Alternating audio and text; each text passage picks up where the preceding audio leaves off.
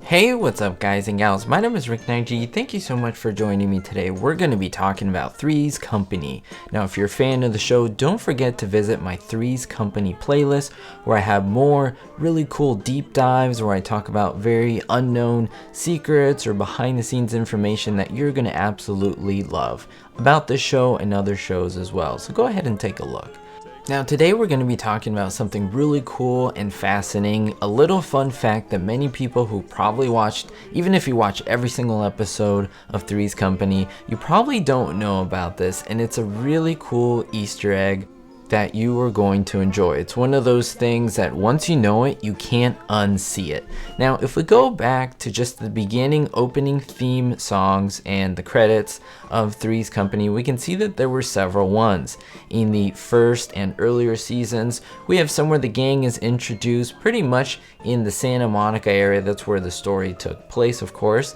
And we have Jack riding on his bicycle, falling over and so forth. And you don't get to see a lot of the pier itself, but you get to see the gang at the apartment and then finally at the end. Then later on, as the show continues on a few seasons over, you get to see the gang that is Chrissy, Janet, and Jack, of course, and the rest of the gang, including Don Knotts, in a new location that is the Santa Monica Pier, and they're on the games.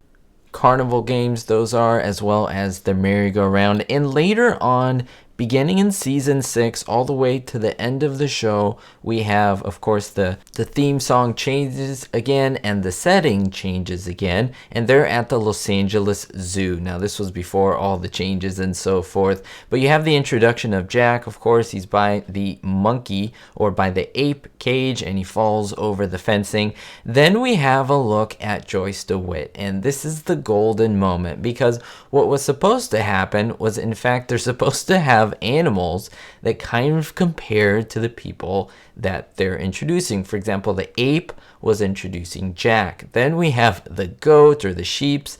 That was, of course, for Janet, because of course that resembles her a little bit. And that's how it was going to be, just her bending over and just petting the goats or the sheep, the petting zoo that is, when all of a sudden a mistake happens. A little boy cuts in front of the camera and makes his way over to the livestock that is that Janet or Joyce DeWitt is petting, and she kind of goes with it, smiles at him, and they continue having the shot. Now, who is that little boy? Well, you may be surprised to know that that's actually John Ritter's oldest son, Jason Ritter. Yes, at the time he was barely able to walk, and it's a wonder to think that at this time he was just a couple years old, and currently now at the time of this video he is 41 years old. So yes, John Ritter's son does make an accidental appearance in the opening credits of Three's Company. Now what's cool is that, remember, it wasn't supposed to happen, but in fact the director, the producer, and even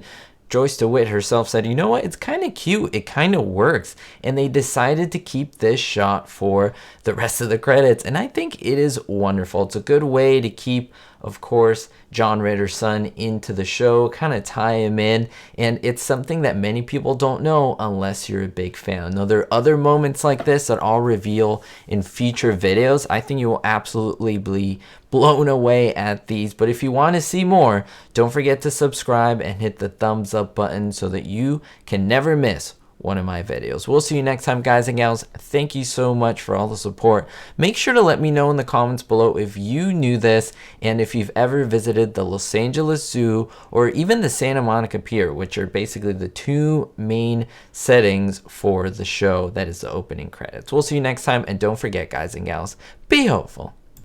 Thank you so much to all my supporters on Patreon, especially my Diamond tier patrons: Tommy G, Citizen Kane 359, Grace U, Sally N, David D, and Ricky. You can find exclusive content on Patreon at different tiers. Go ahead and check it out, and thank you so much.